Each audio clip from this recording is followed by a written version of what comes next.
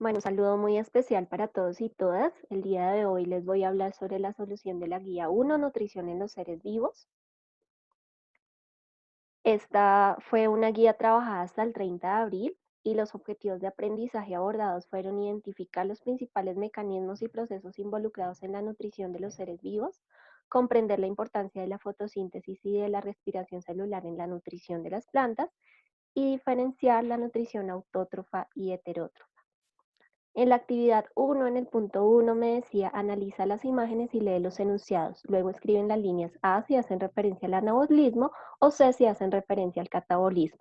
Recordar que el proceso metabólico es aquel en el que intervienen muchas reacciones químicas en todo el organismo y que precisamente permiten que los seres vivos realicen sus funciones vitales. Entonces tenemos dos tipos de procesos o fases en este metabolismo.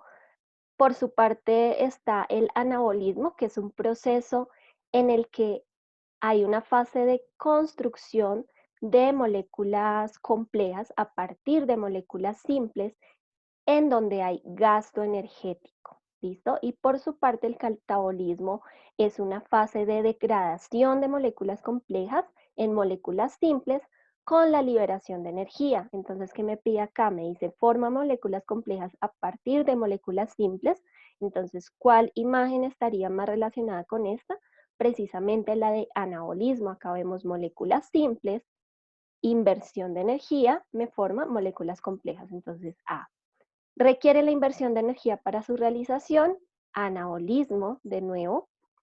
Convierte moléculas grandes y complejas en moléculas simples. Acá vemos el catabolismo, precisamente esa conversión de moléculas grandes a moléculas simples es una degradación, entonces acá lo vemos como se observa y libera energía química durante su proceso, pues también catabolismo. ¿Listo? El segundo punto, señala en el esquema en qué parte de la planta se llevan a cabo los siguientes procesos: transporte de nutrientes, fotosíntesis y absorción de agua y minerales. Primero, transporte de nutrientes. Ya vimos cuáles son los mecanismos de transporte de nutrientes en las plantas. El sistema del xilema, del floema, que permite que todos estos nutrientes sean distribuidos en toda la planta. Entonces, principalmente se da en el tallo, ¿sí? Fotosíntesis, ¿dónde la ubicaríamos? Principalmente en las hojas, que es la zona donde está la clorofila, que le da el color verde y que permite que a partir de la captación de luz solar se genere este proceso de fotosíntesis, ¿no? Que conocemos como fotosíntesis. Y por último, absorción de agua y minerales, pues a través de las raíces. Describe el recorrido en el punto 3. Describe el recorrido que realiza una molécula de agua desde que entra por la raíz hasta que sale por las hojas. Bueno, el agua que pasa es absorbida por las raíces junto con las sales minerales, formando lo que conocemos como savia bruta, ¿cierto? Que se distribuye hacia todo el vegetal por el tallo, a través del xilema y hasta las hojas. Recordemos que este proceso de transporte se da de forma ascendente hasta llegar a las hojas. ¿Qué pasa luego en las hojas? Toda esta agua luego se da un proceso de transpiración en la que se convierte en vapor de agua que va a la atmósfera. ¿Listo? Entonces parte de esta agua es evaporada en las hojas por transpiración y va a la atmósfera. En el punto 4 me decía, completa el siguiente cuadro según corresponda: tipo de sustancia, sistema de transporte y contenido. Tipo de sustancia, la savia bruta. Sabemos que su contenido principal es agua y sales minerales, como lo vemos acá, que entra por la raíz y asciende por el tallo hasta las hojas a través de un conducto llamado xilema. Y la savia elaborada, por su parte, eh, tiene como contenido azúcares, que es toda esta materia orgánica que se transforma, ¿cierto? Transforma estos minerales, que son moléculas más simples, en moléculas más complejas como los azúcares, y se distribuyen en el tallo hacia la parte, digamos, de forma descendente también. El quinto punto, partiendo del texto, las plantas y el ciclo del agua, contesta las preguntas indicadas. La primera pregunta es, ¿cómo crees que puede afectar la tala de bosques al clima de una zona? Para eso tenemos que tener en cuenta todo el proceso de nutrición vegetal, pero también de fotosíntesis, de respiración celular y recordar algunos otros conceptos y procesos como por ejemplo este que es el ciclo del agua y este que es la evotranspiración. Entonces, para recordar qué es la evotranspiración, ya les comenté hace un momento que era la transpiración, que es precisamente este proceso en el que las plantas transportan agua a través de su estructura y por medio de las hojas esta agua luego es evaporada, se convierte en vapor de agua que va a la atmósfera y la evaporación pues simplemente es esta agua que está en otros lugares, puede ser en el suelo o en superficies, que también cambia de estado líquido a gaseoso y va a la atmósfera, ¿no? Entonces, ¿qué pasa con el ciclo del agua? Pues precisamente las plantas permiten que se dé este proceso de evapotranspiración. Esta agua se condensa en nubes, en forma de nube, y luego se precipita, ¿cierto? En forma de lluvia. También hay procesos de escurrimiento, por ejemplo, de los glaciales, bueno, otros procesos, y hay también infiltración de aguas para generar estas aguas subterráneas o escorrentía también para generar lo que son los ríos. Entonces, ¿de qué forma puede afectar la tala de bosques al clima de una zona? También está ahí el proceso implicado de la función que generan los árboles de sombra, es decir, para evitar la desecación o la pérdida de agua de los suelos de una zona, para también permitir una regulación de la temperatura, ¿cierto? Porque como nosotros podemos darnos cuenta cuando estamos en una zona que no tiene árboles y está haciendo bastante sol, pues la temperatura se siente bastante. ¿Cierto? Aumenta esa temperatura y se siente mucho calor.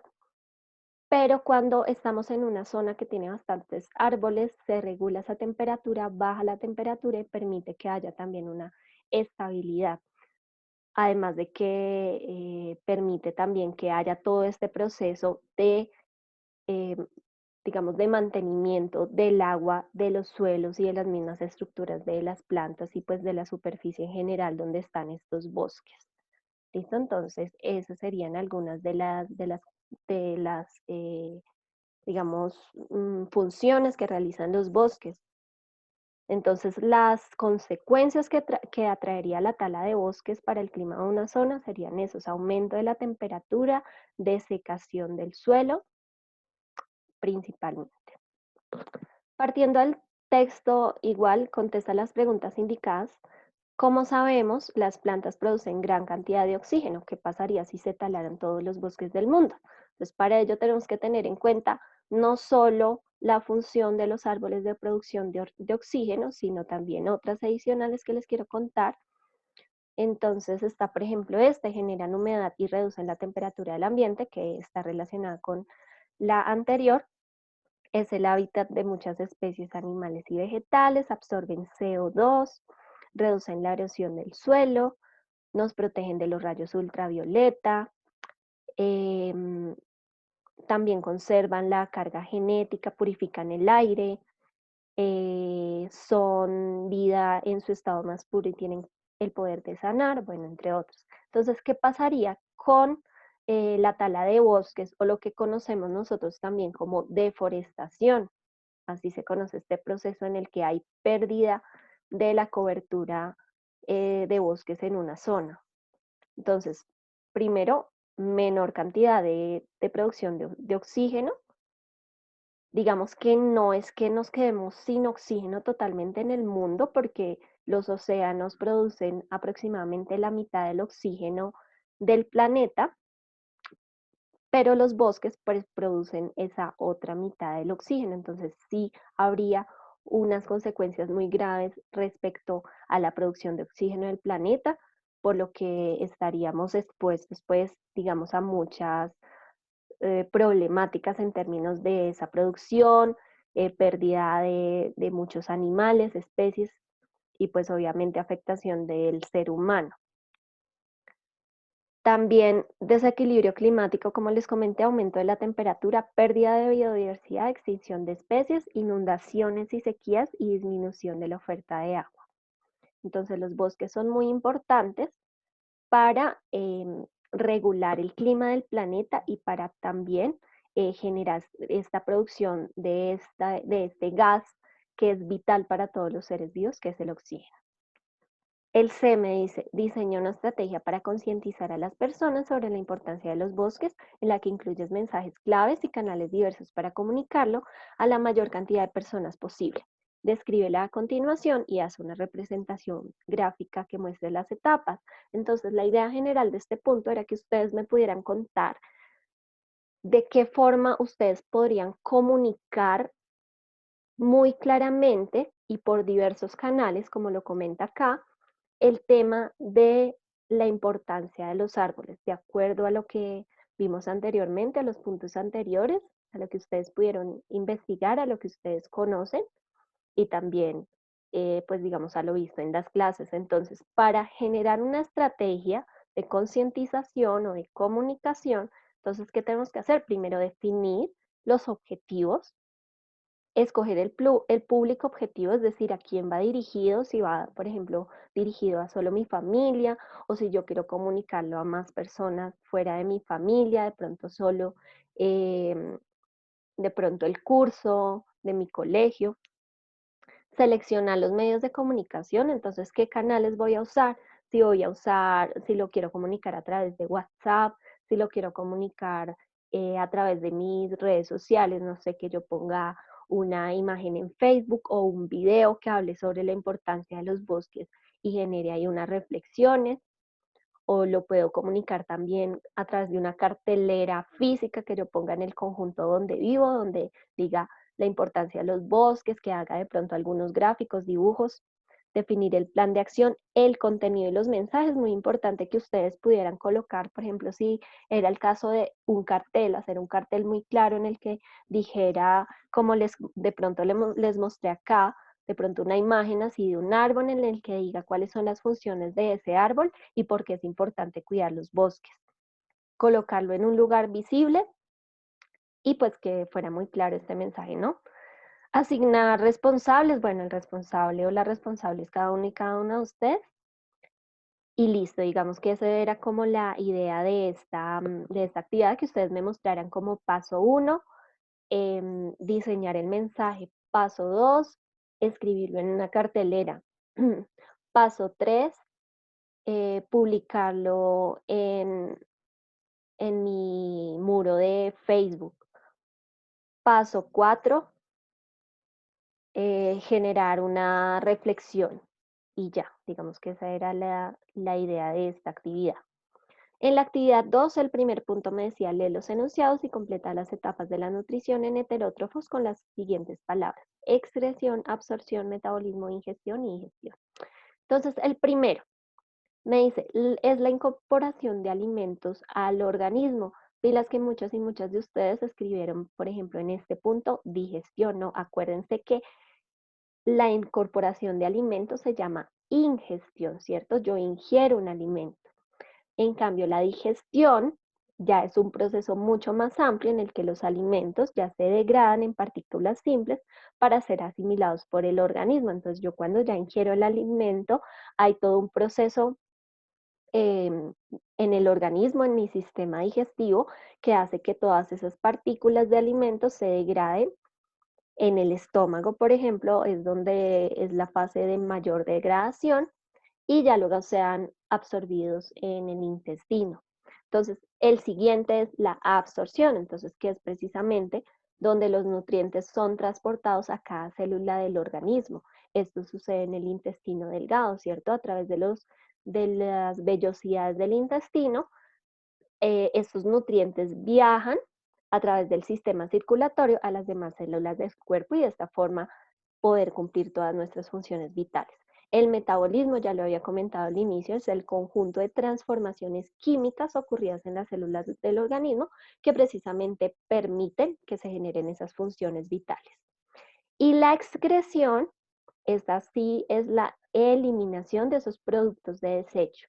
Es decir, todo lo que nosotros ingerimos, no todo sirve, digamos, para ese proceso de nutrición del organismo. Entonces, gran parte de esos alimentos son productos de desecho que se generan a partir del metabolismo celular y dependiendo el tipo de organismo, pues digamos, se expulsan de una u otra manera a través pues, del sistema excretor o de algunos mecanismos o estructuras específicas, em, no sé, sea en plantas, en animales, en hongos, todos tenemos estructuras distintas de excreción. El punto 2 de la actividad 2 me decía, selecciona un organismo y explica gráficamente cómo se llevan a cabo las diferentes etapas de la nutrición. Entonces yo acá, por ejemplo, escogí un ave. Entonces, una de las etapas de la nutrición, entonces la ingestión del alimento. Acá vemos a esta ave dándole un alimento a su polluelo. En la digestión, pues obviamente tiene que ver todo lo que es el aparato digestivo. Acá vemos en el del ave, en donde está estructuras como la molleja, el intestino, el hígado, el esófago, eh, la absorción, en donde yo les comentaba anteriormente, es el proceso que se produce principalmente en el intestino, en este caso en las aves, en donde las vellosidades permiten que esos nutrientes viajen al sistema circulatorio. Y por último, la excreción, en el caso de las aves, tienen un sistema de riñón, uréter, y acá está la cloaca, ¿sí? Ellos no tienen otro sistema digestivo diferente en el que, digamos, su producto de desecho es de una consistencia mucho más líquida, ¿listo? El punto 3 me decía, partiendo de la información presentada, completa la tabla 1 respondiendo a cada pregunta. Entonces, me decía, por ejemplo, acá, en esta parte, fuente de recursos para su nutrición. Entonces, la idea es que ustedes pudieran hacerlo de forma general o incluso colocando un ejemplo específico o varios ejemplos. Yo acá les pongo varios ejemplos. Sí, entonces, fuentes de recursos para su nutrición, los animales de que se nutren, de plantas o de otros animales. En el caso de las plantas, ¿cuáles son sus fuentes de nutrición? El agua y las sales minerales. El tipo de nutrición, recordemos que los animales son heterótrofos, es decir, no producen su propio alimento, sino que necesitan de, de otros organismos para nutrirse. Y las plantas, nutrición autótrofa, ellas producen su propio alimento. Adaptaciones morfológicas para su tipo de nutrición. Recordar esta diferencia o este concepto. Morfológicos tiene que ver con forma. ¿Cuáles son esas formas distintas? Es decir, que se ven de manera externa en los animales o plantas y que permiten que se generen una relación específica con los alimentos o con los nutrientes del entorno. Entonces, por ejemplo, en el caso de los animales, las aves tienen picos de diferentes formas según su tipo de alimento. Los carnívoros tienen unas adaptaciones morfológicas como son los dientes afilados y las garras, ¿cierto? Para cuando puedan cazar su alimento, para que puedan masticarlo y comerlo. Las plantas, por ejemplo, los tubérculos, recordemos que tienen una adaptación que son raíces engrosadas para el almacenamiento del alimento. Esto, ejemplo, la papa, la yuca, la remolacha.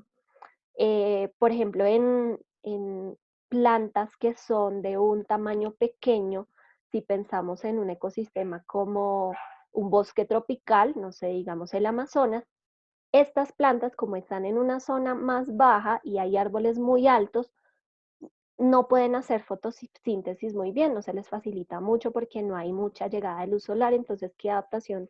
Ellas tienen hojas mucho más grandes para que se pueda realizar este proceso de fotosíntesis, que puedan captar luz solar. Los cactus, por su parte, por ejemplo, tienen una adaptación morfológica, ¿cierto? La forma de sus hojas es, ya no es como nosotros la conocemos de pronto aplanada o engrosada, sino es en forma de espina. Esto para disminuir pues esa pérdida de agua, ¿no? Ya que están en zonas desérticas. Adaptaciones fisiológicas. Las adaptaciones fisiológicas tienen que ver con esas transformaciones que hay en un individuo o organismo específico en el que sus células o sus órganos internos están, digamos, se adaptan, como su nombre lo dice, a alguna condición específica. En este caso estamos hablando de nutrición, ¿no? Para alimentarse. No sé, en el caso de las aves, el órgano que se adapta es la molleja, ¿cierto? Que es un órgano muscular, un estómago muscular que les permite moler el alimento, ya que las aves no tienen dientes.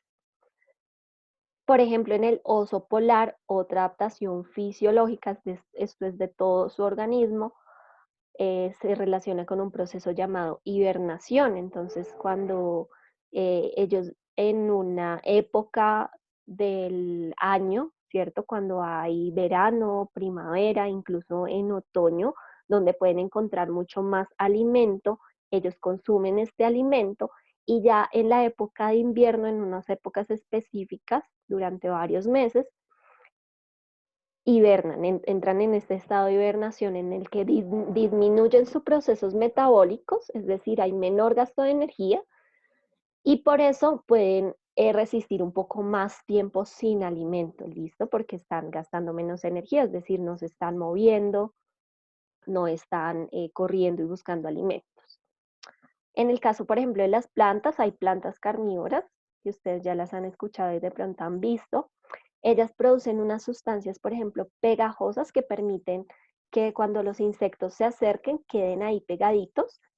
Y además de eso, tienen una adaptación también fisiológica que es la producción de enzimas. Las enzimas son unas sustancias que lo que hacen es degradar los alimentos, es decir, permitir que esta mosquita se degrade poco a poco en moléculas más simples, ¿cierto? Que era lo que estábamos hablando anteriormente, para que la planta pueda consumir este nutriente de esta mosquita, este insecto.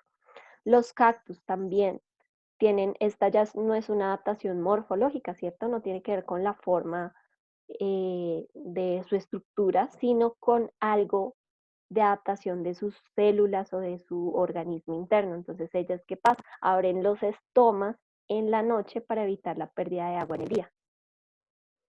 Entonces, acá les muestro adaptaciones morfológicas, la que les decía del pico de las aves para la alimentación. Por ejemplo, los insectívoros, miren la forma del pico de esta ave insectívora. Los frugívoros que deben también para de pronto romper algunos frutos, tienen este tipo de pico muy grande, ¿cierto? Como en el caso de las guacamayas, los nectarívoros, que como su nombre lo dice, se alimentan de néctar, ¿cierto? De las flores, como en el caso de los colibríes. Y acá pueden encontrar muchos otros, los carnívoros también para desgarrar a sus presas, el tema de las garras, adaptaciones morfológicas de los cactus, lo que les decía, las formas de las hojas se convierten, por ejemplo, en formas de púas, ¿cierto? Y adaptaciones fisiológicas, el que les decía de la planta carnívora. Las plantas carnívoras están por lo general en sitios que tienen baja disponibilidad de nutrientes, como por ejemplo minerales como o bueno, sustancias como el nitrógeno, o están en sitios de suelos poco fértiles, podríamos decirles, y con pocos nutrientes. Entonces, por eso se adaptan tanto morfológicamente, acá vemos la forma, es como un tipo de flor, pues, pero en forma como de boca y con unos dientecitos, morfológicamente, pero también fisiológicamente, que era lo que les decía de la sustancia pegajosa y las enzimas que están acá, que permiten degradar esta mosquita que dura muchos más días que lo que duraría, por ejemplo, un animal degradando cualquier alimento, pueden ser varias semanas, pero eso les permite pues como que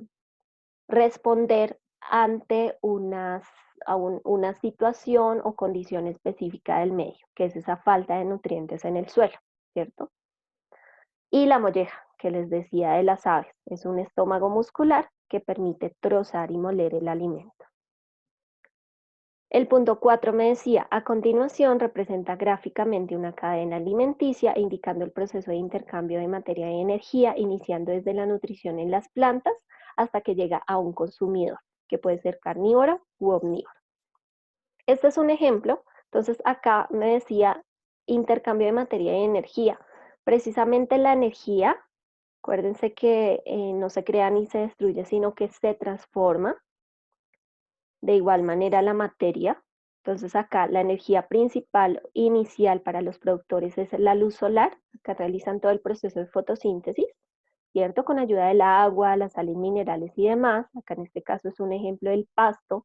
¿Quién lo consume? Un herbívoro, ¿cierto? En este caso un insecto que es un saltamontes, productor primario, consumidor primario, perdón. Consumidor secundario, una ranita que se come este insecto.